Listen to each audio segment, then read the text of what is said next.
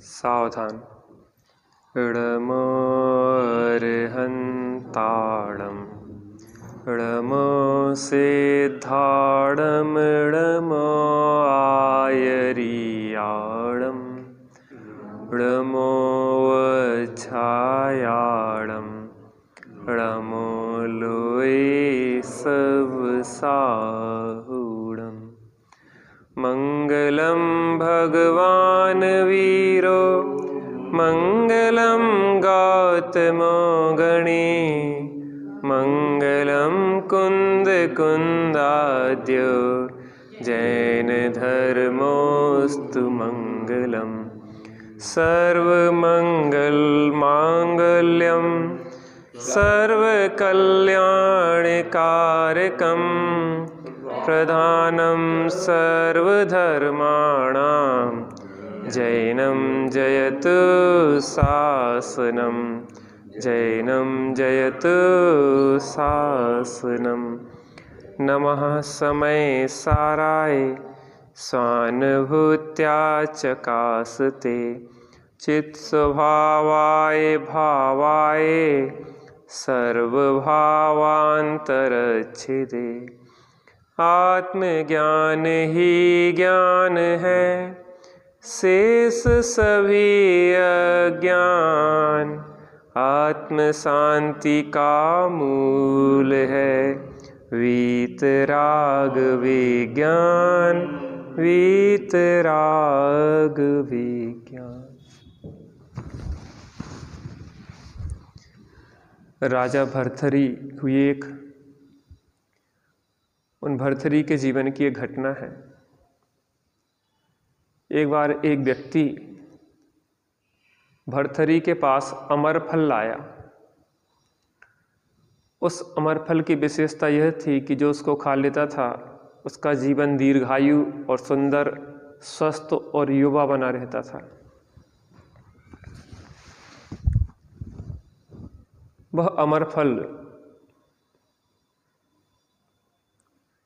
राजा ने सोचा कि हम खाएंगे तो विशेष लाभ नहीं है, हम अपनी रानी को दे देते हैं।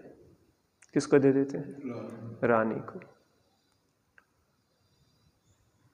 और भर्तृहरि ने वह फल रानी को दे दिया।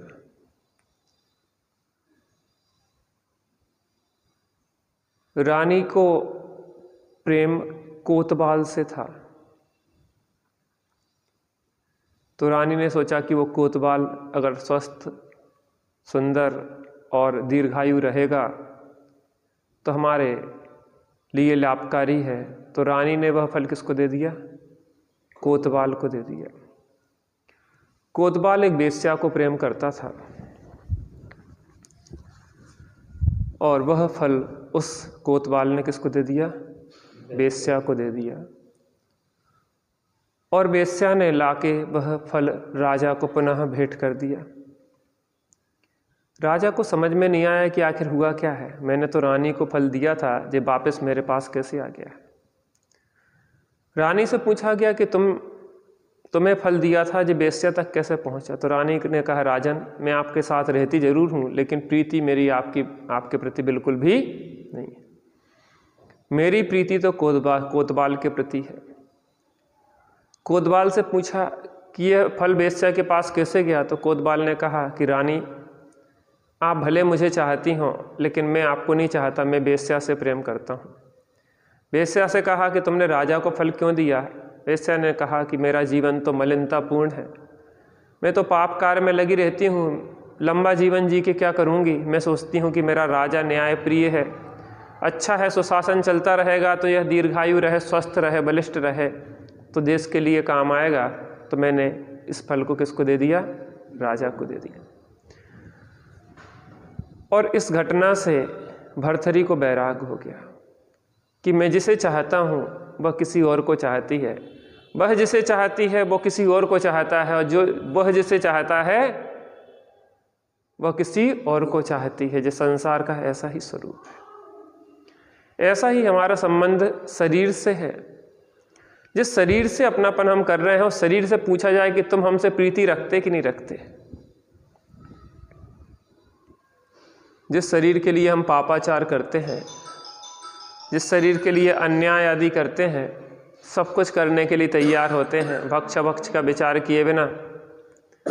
वास्तव में शरीर से पूछा जाए कि तुम क्या हमारे लिए काम आओगे, शरीर कहेगा देखो मेरी प्रतिबद्धता पुद्गल के साथ है, चेतन से कैसे हो सकती है, क्योंकि मैं पुद्गल की जाति का हूँ, जड़ अचेतन जाति का हूँ, चेतन से मेरा किसी प्रकार का कोई संबंध नहीं है। नास्ति सर्वोपि संबंध, मेरा इस चेतन से किसी प्रकार का कोई संबंध नहीं, विजातीय है। जैसे जैन किसी जैनेतर से विवाह नहीं करता क्योंकि वो विजातीय है, ऐसे ही एक द्रव्य दूसरे द्रव्य का कभी होता नहीं है क्योंकि वह विजातीय है, भिन्न जाति का है, दूसरा कैसे आपका हो सकता है। अपने ही अपने होते हैं, आत्मा के ज्ञान दर्शन आदि गुण उनकी पर्याय ही अपनी होती हैं। स्पर्श रस गंध वर्ण हल्का भारीपना उसका हो सकता नहीं है। लेकिन यह चेतन इस पुद्गल को अपना बनाना चाहता है, अपने अनुसार परिणमन कराना चाहता है। इसके पुष्ट होने पे तन के यह अपने को पुष्ट मानता है, इसके कमज़ोर होने पे अपने को कमज़ोर मानता है, इसके सुंदर होने पे अपने को सुंदर, और इसके कुरूप होने पे अपने को कुरूप, इसके स्वस्थ होने पे अपने को स्वस्थ, और इसको रोगी होने पे अपने को रोगी मानता है। यहाँ हम विचार कर रहे हैं कि जो शरीर है, जो मोह राग द्वेष के भाव है, इनसे आखिर हमारा संबंध क्या है, क्या संबंध है, इस विषय पे अपन देख रहे थे। 30 नंबर पेज पे चर्चा कल की थी, थोड़ा सा उसको पढ़ के आगे बढ़ेंगे अपन। अभी तक हम राग द्वेष के बारे में और शरीर के बारे में एक दृष्टांत से समझा था। जैसे शक्कर है, किसी कढ़ाई में शक्कर को गर्म किया जा रहा है, तो वहाँ पे जो शक्कर है वो क्या है, शक्कर वह आत्मा है या जीव है, उसका जो मिठास है शक्कर की, वह जाननपना है जीव का। और वहाँ जो गर्मी है वह राग द्वेष है। जो कढ़ाई है वो शरीर के स्थान पे है, और जो अग्नि है वो मोह कर्म के स्थान पे है।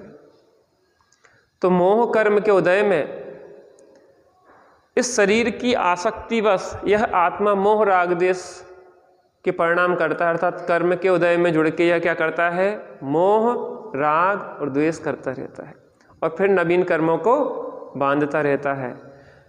तो उस शक्कर का उष्णता से कैसा संबंध है, बद्ध घातक संबंध है, अर्थात है तो उसी में, लेकिन वो उसके स्वभाव का, उसका जो स्वभाव है उसका क्या कर रहा है, घात कर रहा है।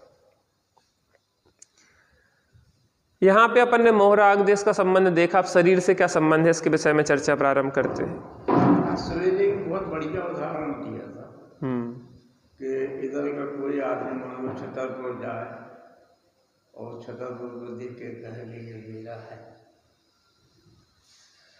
दूसरे के नगर ग्राम को अपना कहे, हाँ,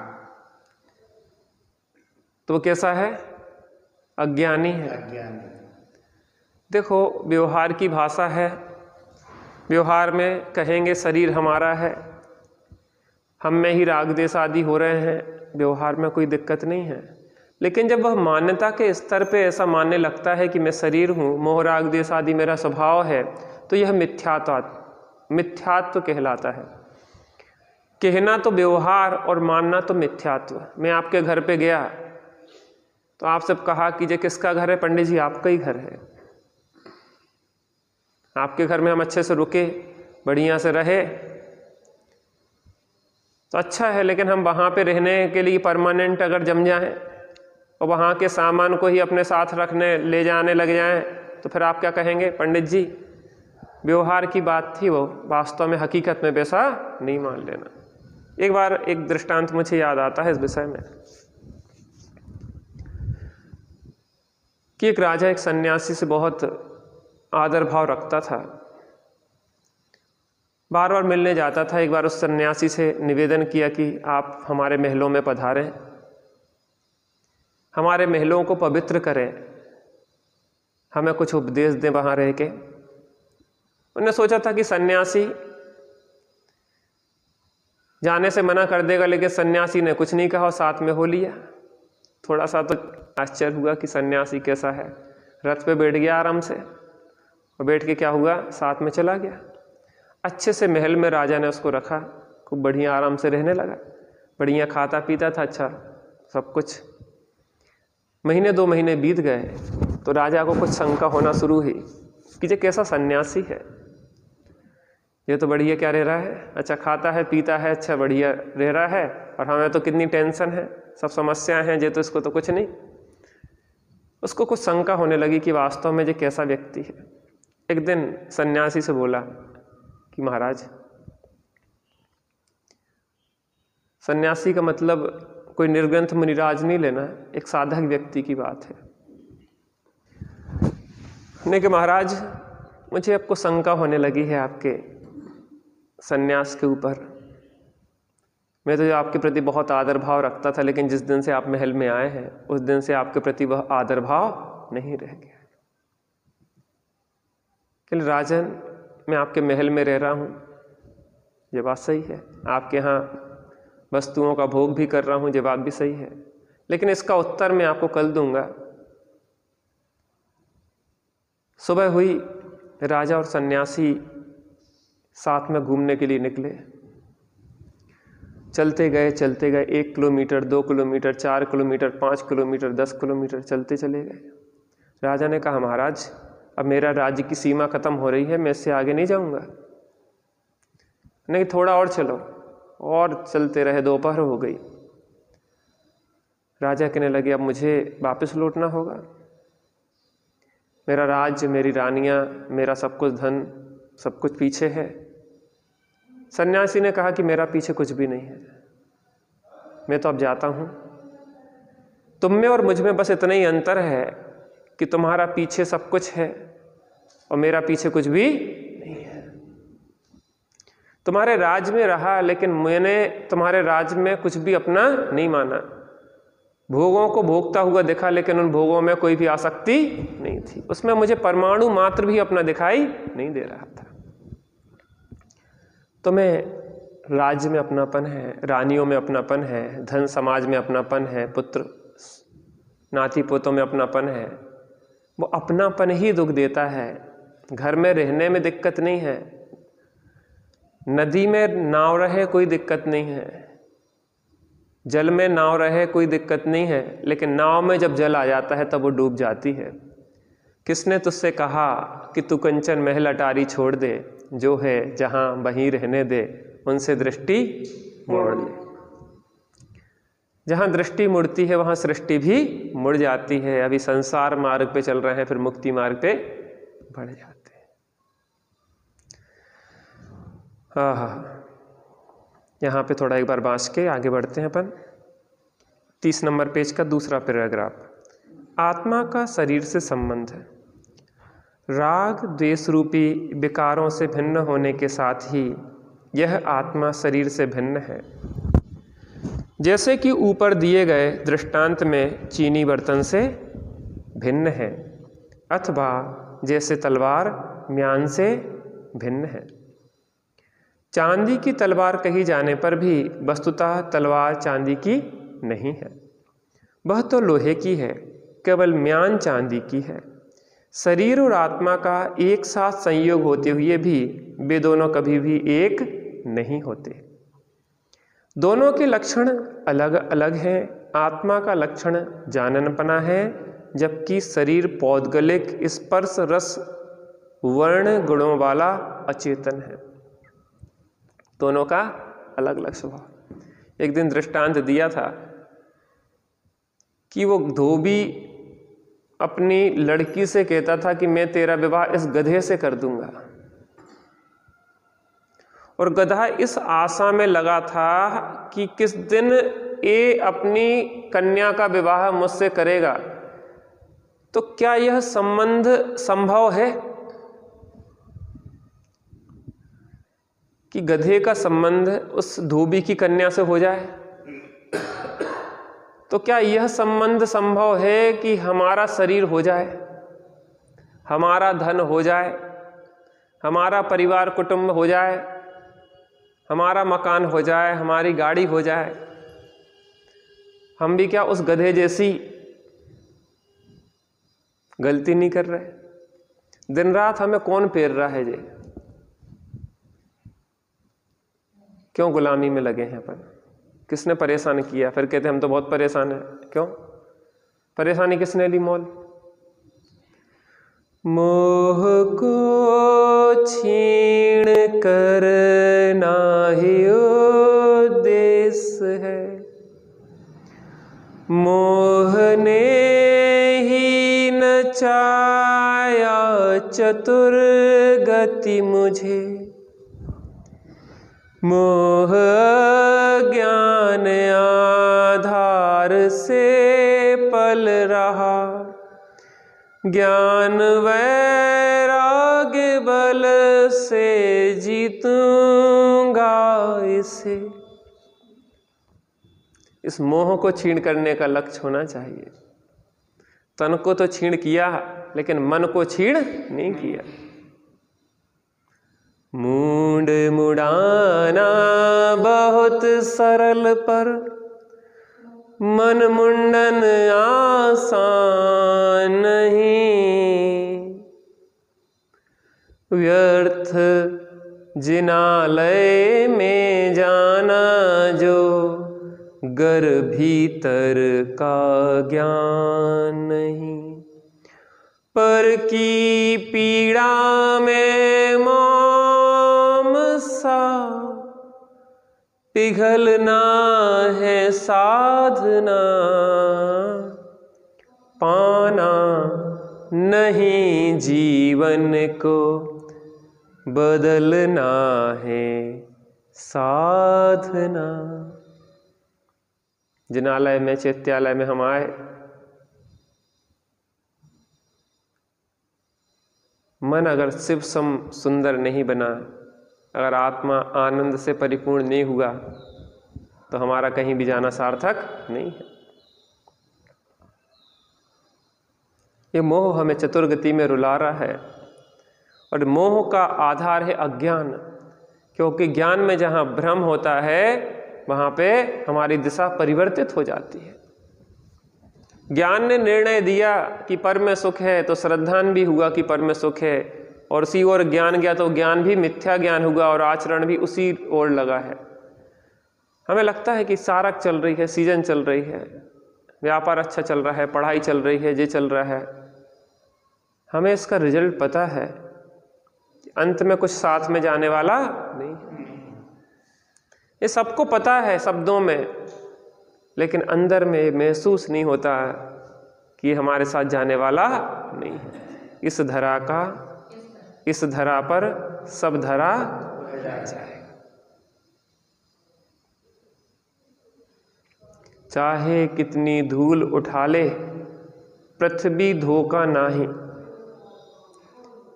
चाहे जितनी धूल उठा ले पृथ्वी धोखा नाही, जानत है तू कित ले जाएगो मेरी मुझ ही माही। तो पृथ्वी को क्या धोखा दोगे? मंदिर बन रहा है, कहीं का पत्थर उठा के यहाँ रख दिया, यहाँ का पत्थर वहाँ उठा लिया, यहाँ का वहाँ रखे, वहाँ के नोट यहाँ, वहाँ का सोना यहाँ, यहाँ का वहाँ। पृथ्वी जानती है कि तुम मुझे धोखा नहीं दे सकते, मेरी चीज मेरे में ही रहेगी। कितनी धूल उठा ले पृथ्वी को धोखा नहीं दे सकते। किसको धोखा दे रहे हैं? अपने को धोखा दे रहे हैं।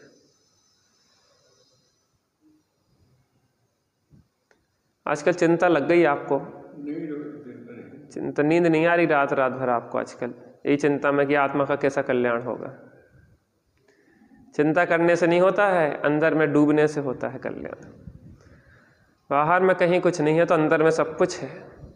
थोड़ी देर शांत होकर अंदर में देखने का अभ्यास करो, अंदर में आनंद के स्रोत बह रहेंगे। आनंद स्रोत बह रहा और तू उदास है, अचरज है जल में रह के भी मछली को प्यास है। पानी में डूबे हो और पानी में ही प्यास से मर रहे हैं। थोड़ा गहरे गोती लगाओ, गहरे गोती लगाए अंदर में, स्वरूप में आनंद के स्रोत बहेंगे।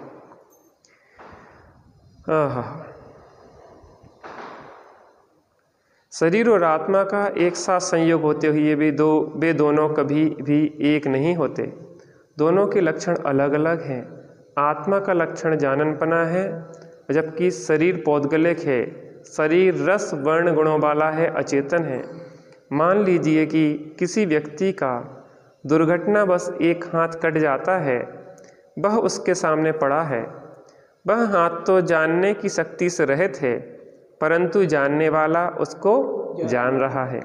हम यह प्रत्यक्ष में देखते हैं, मुर्दा पड़ा रह जाता है, जबकि जानने वाला पदार्थ निकलकर चला जाता है। आत्मा के साथ शरीर का संबंध उसी प्रकार का है जैसा कि शरीर का कपड़े के साथ। पहले जैसे तलवार का म्यान से संबंध है, वैसे ही आत्मा का शरीर से संबंध है। दूसरा क्या कह रहे हैं? जैसे कपड़े का शरीर से संबंध है, वैसे ही आत्मा का कपड़े का शरीर से संबंध है, वैसे ही आत्मा का शरीर से संबंध है। जिस प्रकार कपड़ा मैला होने से शरीर मैला नहीं होता, कपड़ा फटने से शरीर नहीं फटता, कपड़ा नष्ट होने से शरीर नष्ट नहीं होता, उसी प्रकार शरीर मैला होने से आत्मा मैला नहीं होता। और शरीर कटने फटने से आत्मा कटता फटता नहीं है, और शरीर के नाश होने से आत्मा का नाश नहीं होता। कपड़ा मैला हो जाए तो शरीर मैला नहीं होता, कपड़ा कट फट जाए तो शरीर कटता फटता नहीं है, कपड़ा नष्ट हो जाए तो शरीर नष्ट नहीं होता। ऐसे ही शरीर मैला हो जाए तो आत्मा मैला नहीं होता। शरीर कट फट जाए तो आत्मा कटता फटता नहीं है, और शरीर नष्ट हो जाए तो आत्मा नष्ट नहीं होता। माता है कि नहीं? लगता क्या है? लगता क्या है?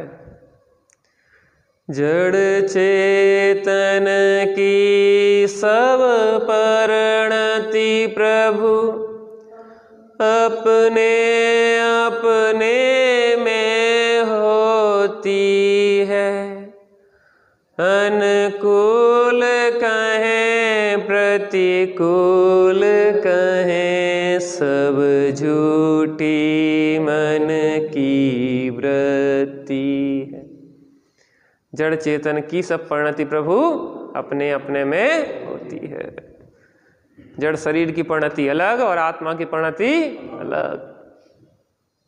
अनुकूल कहें प्रतिकूल कहें, यह झूठी मन की वृत्ति है। झूठी वृत्तियां हैं, जो कोई सच्ची वृत्तियां नहीं है, जो समझदार लोगों की बात नहीं है, जो मूर्खों की नादानों की बात है। शरीर अचेतन है, उसमें जानने की शक्ति नहीं होती, परंतु जानने की शक्ति वाला चैतन्य पदार्थ शरीर के माध्यम से आँख नाक कान जीभ त्वचा के माध्यम से बाह्य पदार्थों को जानता है। शरीर नहीं जानता, जानता कौन है? आत्मा। ज्ञान किसके माध्यम से जानता है? शरीर इंद्रियों के माध्यम से जानता है। जानने वाली आंखें नहीं है, आंखों के माध्यम से आत्मा ही जानता है। जैसे चश्मे के माध्यम से आंखें देखती हैं, जानने वाला तो वह चैतन्य ही है, शरीर नहीं। शरीर तो केवल एक माध्यम है, वह भी मात्र बाह्य पदार्थों पर पदार्थों को जानने में। शरीर माध्यम है जानने में, किसको? पर को। जब यह चैतन्य स्वयं को जानने में प्रयुक्त होता है तो उस माध्यम की भी कोई आवश्यकता या कोई कार्य नहीं रह जाता। हमें बाहर में देखने तो चश्मे की जरूरत है, और नहीं देखने आंखें बंद रखने तो चश्मे को क्या लगाने? फिर हमें बैठो शांति से। सोते समय चश्मा लगाएंगे क्या? हम नहीं लगाएंगे। लेकिन बाहर में देखना होगा तो चश्मे की आवश्यकता पड़ेगी। ऐसे ही बाहर में देखना है आत्मा को तो इंद्रियों की आवश्यकता है, और अंदर में देखना है तो किसी भी पदार्थ की आवश्यकता। देखिए आगे देखते हैं। अब स्वयं को शरीर से भिन्न चैतन्य रूप देखने के लिए किसी अन्य पदार्थ की सहायता नहीं चाहिए। स्वयं को शरीर से भिन्न चैतन्य रूप देखना है, उसके लिए कौन सा चश्मा चाहिए? कौन सी आंख नाक कान चाहिए? कौन सी रसना और घ्राण इंद्री की आवश्यकता है? कोई जरूरत नहीं है। पर पदार्थों को जानने के लिए तो इंद्रियों की और प्रकाश आदि अन्य साधनों की जरूरत है। क्योंकि यह जानना बाहर की तरफ का है, परंतु आत्म अनुभव करने में ना तो प्रकाश आदि की आवश्यकता है और ना इंद्रियों की, क्योंकि यह जानना भीतर में ही है। स्वयं को जानने के लिए हमें बाहर की ओर से प्रयास करने की आवश्यकता नहीं है।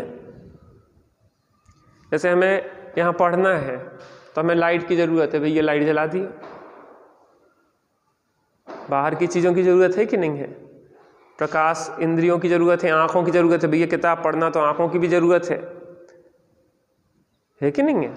लेकिन हमें अंदर में देखना है, आत्मा की अनुभव करना है, तो ना प्रकाश की ज़रूरत है ना इंद्रियों की ज़रूरत है। एक उदाहरण से यह बात स्पष्ट हो जाएगी। मान लीजिए कि लोहे का एक पुतला अग्नि से तप्त किया हुआ एक बक्से में बंद है। ध्यान से सुनना दृष्टांत को, बहुत प्रैक्टिकल है। एक लोहे का पुतला बनाया गया और उसको आग में डाला गया तो अग्नि में तप्त हो गया, और लोहे के एक बक्से में उसको बंद कर दिया गया। लोहे का पुतला अग्नि में गर्म करके और काय में बंद कर दिया, लोहे के एक बक्से में बंद कर दिया। यदि कोई व्यक्ति उसे देखे तो सबसे पहले उसकी भेंट बक्से से होगी। अब दूसरा कोई व्यक्ति उस लोहे के पुतले से मिलना चाहे तो सबसे पहले कौन मिलेगा उसको? बक्सा, है ना। फिर तप्त पने गर्म पने से, फिर जैसे ही खोलेगा तो गर्मी महसूस होगी, अरे गर्म है बहुत। लोहे से तो उसकी भेंट सबसे अंत में होगी। पहले कैसे हुई? बक्से से, फिर कैसे हुई? गर्मी से, फिर कैसे हुई? उस पुतले से। परंतु यदि पुतले में ज्ञान शक्ति हो और वह स्वयं अपने को देखना चाहे तो सर्वप्रथम वह अपने को लोह रूप ही देखेगा। अब उसमें ज्ञान शक्ति डाल दी, किसमें? पुतले में। तो अब वो अगर पुतला स्वयं को सबसे पहले देखे तो किसको देखेगा? लोह पने से भेंट होगी। किससे होगी? सबसे पहले अंदर से देखना ना, तो किससे होगी सबसे पहले भेंट? लोह पने से। फिर तप्त पने गर्म पने से। लोहे से तो उसकी भेंट हाँ जी होगी वहां से। परंतु यदि पुतले में ज्ञान शक्ति हो और वह स्वयं को देखना चाहे तो सर्वप्रथम वह अपने को लोह रूप ही देखेगा। उसके दूसरे दर्शकों के समान स्वयं को देखने के लिए बाहर की तरफ से पहुंचने की जरूरत नहीं। वो तो अपने को लोह रूप ही देखेगा। दूसरों की तरह बक्से से भेंट नहीं करना, ना गर्म पने से भेंट करना, सीधे सीधे वो अपने को लोह रूप ही देखेगा, चेतना अगर उसमें हो तो। देखो वो तो दृष्टांत है, अपन तो उसको समझाने के लिए ऐसे ही दे सकते। देखो यहाँ पे देखो कितना सटीक दृष्टांत बैठेगा। उसके दूसरे दर्शकों के समान स्वयं को देखने के लिए बाहर की तरफ से पहुंचने की जरूरत नहीं है। किसको? लोहे के गोले में अगर चेतना हो, लोहे के पुतले में चेतना हो, तो उसे बाहर से बक्से से भेंट करो, फिर गर्मी से करो, फिर लोह पुतले से, जरूरत नहीं है। लोह पुतले में अगर चेतना हो तो वो पहले लोह पुतले से ही सीधी सीधी भेंट कर लेगा। इसी प्रकार जब यह आत्मा स्वयं को स्वयं रूप अनुभव करता है तब वह अनुभवन क्रिया अंतरंग में ही होती है। ये तो दृष्टांत था, और कोई समझाने के लिए इससे सटीक दृष्टांत समझ में नहीं आया उन्हें। देखो दृष्टांत पे फिर से समझो। लोहे का पुतला है, उसको अग्नि में डाल के बहुत गर्म किया और लोहे के बक्से में बंद कर दिया। बाहर वाला व्यक्ति अगर उसको देखना चाहे तो सबसे पहले किससे भेंट होगी? बक्से से। फिर किससे भेंट होगी? गर्मी से। फिर किससे भेंट होगी? लोहे के पुतले से। अब लोहे के पुतले में चेतना हो तो सबसे पहले किससे मिलेगा? वो उस लोह पने से। ऐसे ही यहाँ क्या कह रहे हैं? इसी प्रकार जब यह आत्मा स्वयं को स्वयं रूप अनुभव करता है तब वह अनुभव क्रिया अंतरंग में ही होती है। कहीं बाहर लेने नहीं जाना पड़ता, अपने अंतरंग में ही अपनी अनुभूति होती है। शरीर और रागादि भाव तो बाहर ही रह जाते हैं। देखो रागादि भाव की जगह कौन है? गर्मी। और बक्से की जगह कौन है? शरीर। और लोहे के पुतले की जगह कौन है? चेतना। तो चेतन को चेतन रूप अनुभव करने के लिए क्या करना? कुछ भी नहीं करना। बाहर से खोजने जाएंगे तो शरीर, कर्म, राग आदि दिखेंगे, और अंदर में अंदर की अपनी अनुभूति करेंगे तो कहीं कोई दिक्कत नहीं। शरीर और रागादिक भाव तो बाहर ही रह जाते हैं, इंद्रियादिक की भी कोई दरकार नहीं होती है। अंधा व्यक्ति भी अपने को उसी प्रकार चेतन रूप अनुभव कर सकता है जिस प्रकार की नेत्रवान अंधा आत्मा की अनुभूति कर सकता कि नहीं कर सकता? अंधा है, बहरा है, गूंगा है, सब इंद्रियां बाहर की कोई काम नहीं कर रही उसकी, लेकिन आत्मा की अनुभूति कर सकता कि नहीं कर सकता? उसके लिए कुछ नहीं करना, उसके लिए तो अपने में, अपने अंदर ही डूब जाना। कछु करना ना धरना और मगन रहना। क्या करना? ना कुछ करना है ना धरना है, बस मगन रहना है। दादाजी क्या करना है? कुछ नहीं करना। कुछ कैसे नहीं करना? अपना अपने रूप अनुभव करना है। जो करना कर रहे हैं वो करना बंद करना है।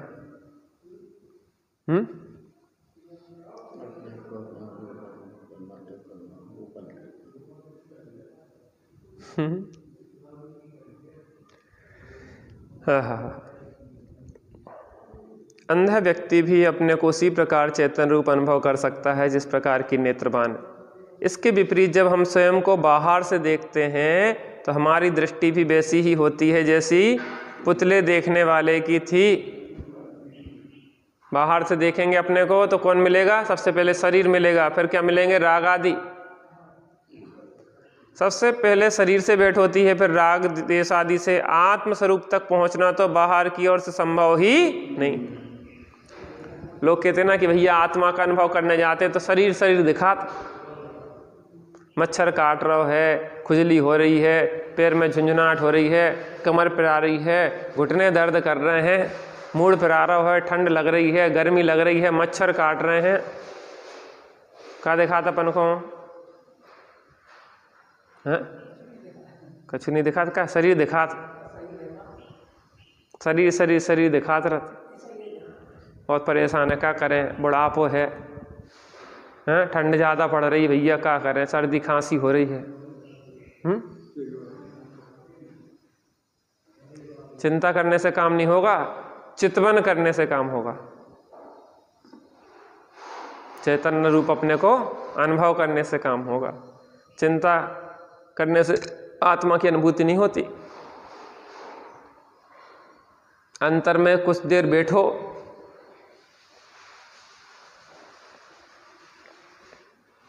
क्या करो? थोड़ी देर बैठो, धरोर समता भाव सदा सामायिक करिए। समता भाव रख के सदा सामायिक करो। बहू कछु कह दे तो अंदर में कसाय ना करो, लड़का कछु कह दे तो कसाय ना करो, शरीर कछु कहे तो कसाय ना करो, काम ना करे शरीर। तो बताओ, इसको खिला पिला के अपन ने इतना पुष्ट करो जो अपनो काम नहीं आ रहा। जो विवाद का कारण है, विवाद तो यही है। कहाँ? क्या बहू कछु कहे और हमने कछु कहे, विवाद तो यही है। विवाद कहाँ है? यहाँ तो संवाद है। तुम जानो भेद विज्ञान करते रहो तो कहाँ विवाद है? भेद विज्ञान न करके दूसरे को अपने अनुरूप चलाना चाहो तो विवाद है। और कोई किसी के चलाने से नहीं चलता है, सब अपनी अपनी स्वतंत्रता है, इसमें संवाद है। देखो एक चीज बताएं, हर जीव का परिणमन अपना स्वतंत्र है। बहू का भी अपना परिणमन स्वतंत्र है, उसकी विचारधारा भी अलग है। वह दूसरे घर में पली है, बढ़ी है, उसकी अपनी विचारधारा अलग होना स्वाभाविक है, तो उसको स्वीकार करना पड़ेगा। क्या करना पड़ेगा? स्वीकार करना पड़ेगा। अब तुम्हारी सोच अलग है, उनकी सोच अलग है। अब सोच बदलने में भी तो टाइम लगता है कि नहीं लगता है? वो नए जमाने की है, तुम पुराने जमाने की हो, तुम्हें लगती है कि चीज़ को बचाने हैं, पैसा कम खर्च करना है, उनको लगत किया जब पैसा है तो काय के लाने खर्च करो। तो सबकी अपने अपने दृष्टिकोण है, अपनी अपनी सोच है, किसी के ऊपर कोई बात थोपो नहीं। अपन उसको सलाह दे सकते, क्या कहते, सलाह दे दो। कर्तृत्व होता है तो चित्त में खिंचाव होता है। क्या होता है? खिंचाव होता है, दुख होता है, तकलीफ होती है। अब जो भैया काम कर रहे हैं मान लो, अब इनसे हम जबरदस्ती कहें ऐसा करो, ऐसा बंद करो, जो करो, कुछ नहीं है, ठीक है, वो भी काम अपना करे, अपन भी अपन करो, चेपई में पानी पियो। माने अब आप निवेदन कर सकते किसी से कि भैया थोड़ा सा ऐसा कर लो, लेकिन आप कर्तृत्व भाव पालो तो अपने ही अंदर खेद होगा। अब उसकी अपनी मजबूरी है ना, उसको भी तो उतने ही समय में काम निपटाना है। तुम सोच रहे कि हम अब रोड पे निकल रहा है और वो झाड़ू लगा रहा, हम कह रुक जा भैया रुक जा, कहने भैया तुम जैसे 636 निकल रहे सुबह से, हम की खिलाने रुके, अगर रुक गए तो सुबह से शाम हो जाओ, झाड़ू ना लग पे। आप बताओ हमें कैसे करें? तो हर व्यक्ति की अपनी अपनी समस्याएं हैं। आपको उसी चेपों में घोड़े को पानी पीना पड़ेगा। तुम सोचो कि वो रहड़ बंद हो जाएगी तो पानी आना बंद हो जाएगा। व्यस्ततम चौराहा है, व्यस्ततम, और तुम ये सोचो कि इस चौराहा जब खाली हो जाएगा तब निकलेंगे हम। तो हम सोले के कपड़ा पहने भोजन करने जा रहे हैं, जब बस पूरा चौराहा खाली हो जाए तब हम निकलेंगे। तो पंडित जी सुबह से शाम हो जाओ, लेकिन निकलना पे भूखे ही रहने पड़े, वही में से बच के निकलने पड़े थोड़ा सा। भैया कोई जल्दी न कर रहा, तुम निकल जाए, हम थोड़ी देर में निकल जाए। लेकिन वो व्यस्तता है। अब जैसे कोई तेजी पकड़ रहा है, उससे क्या भैया कोई बात नहीं, अपन शांत रहो थोड़ी देर। प्लस माइनस होता ना, प्लस माइनस लाइट में, तो एक प्लस हो एक माइनस हो तो लाइट जल जाती है, और दोनों प्लस हो तो क्या होता, क्या होता, जलती नहीं है, चिंगारी छूटती है, भड़ा भड़ भड़ा भड़। दोनों प्लस के टच हो गए अगर तो क्या होगा, आग लग जाती है। इसलिए जिस समय बहुत तेज हो तो अपन नरम पड़ जाओ, वो नरम होए तो अपन थोड़ा सा समझा दो कि बेटा हम तो अपने समय में ऐसा कर रखते, हम तो जल्दी उठ जाते, जल्दी काम कर लेते, हम ऐसा कर लेते। उपाय तो यही है, और क्या उपाय है? देखो भैया, यह धर्म हमें लौकिक और पारलौकिक दोनों जीवन जीना सिखाता। तत्वज्ञानी जीव कभी दुखी नहीं होता। निजात्म ध्याने वाला कभी भी दुनिया में दीन दुखियों की तरह वो कभी न जिए। कैसा नहीं जीता? दीन दुखी, रोता गिड़गिड़ाता, परेशान होता नहीं, शिकायत नहीं करता। अज्ञानियों की क्या होती है? रोते हुए आते हैं, शिकायत करते हुए जीते हैं, और पछताते हुए मर जाते हैं। अब बच्चा पैदा होए तो रोता आता है, वो बात अलग है, लेकिन ज्ञानी को शिकायत नहीं होती समझदार होने के बाद। अरे भैया सब अपने कर्म का उदय है, स्वयं किए जो कर्म स्वभाव से फल निश्चय ही वे देते, करें आप फल दे, न तो स्वयं किए निष्फल।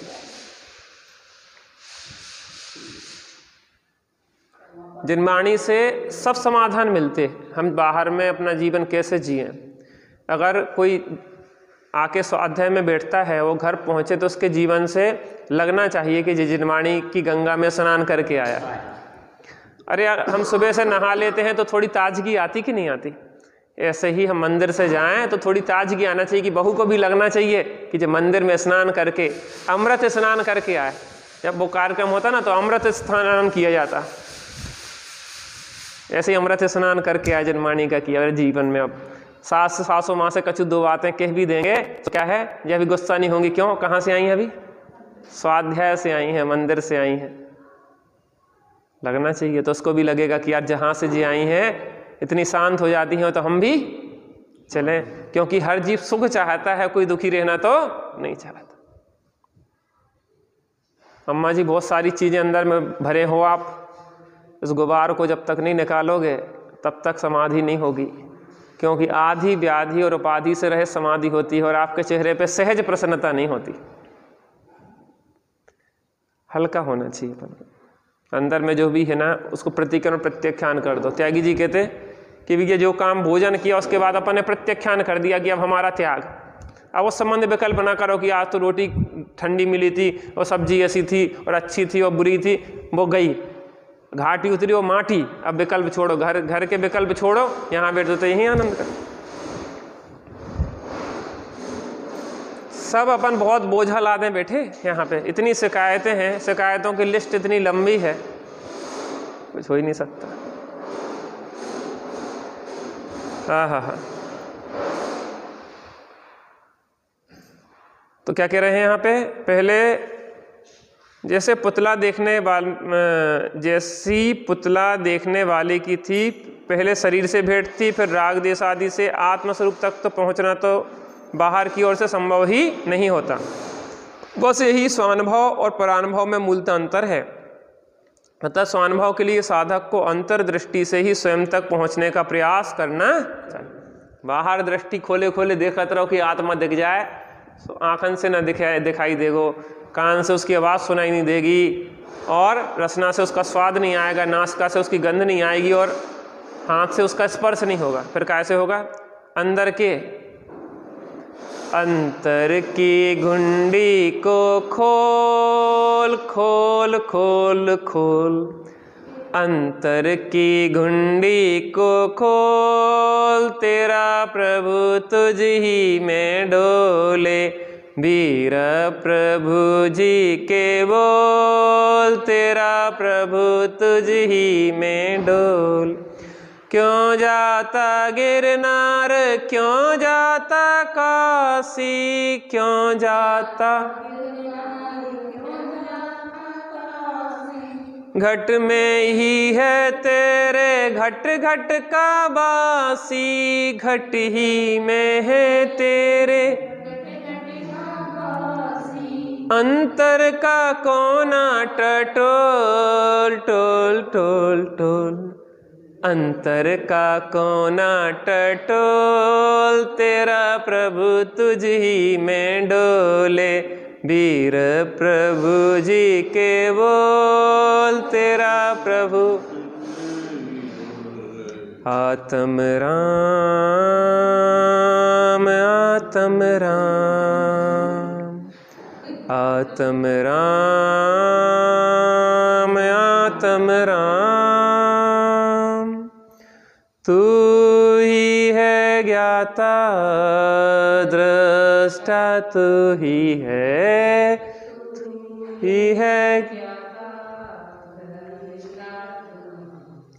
मैं ही हूँ ज्ञाता दृष्टा, मैं ही हूँ, मैं ही हूँ,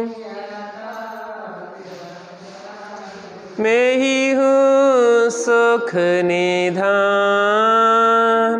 आत्म राम आत्म राम, आत्म राम आत्म राम, जग में साचो शरण धाम।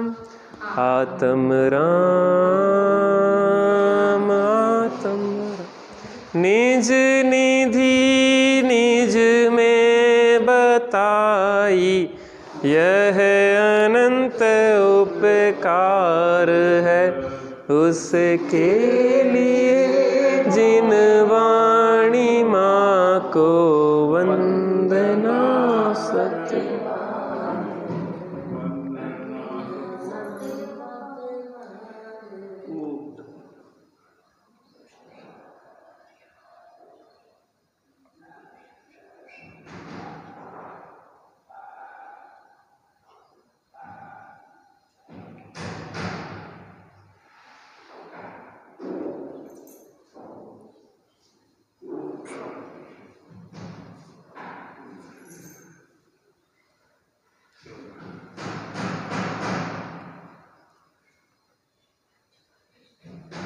द्वादशांगिन वाणी माता की जय, महाजैन धर्म की जय, पंचवृष्टि भगवान।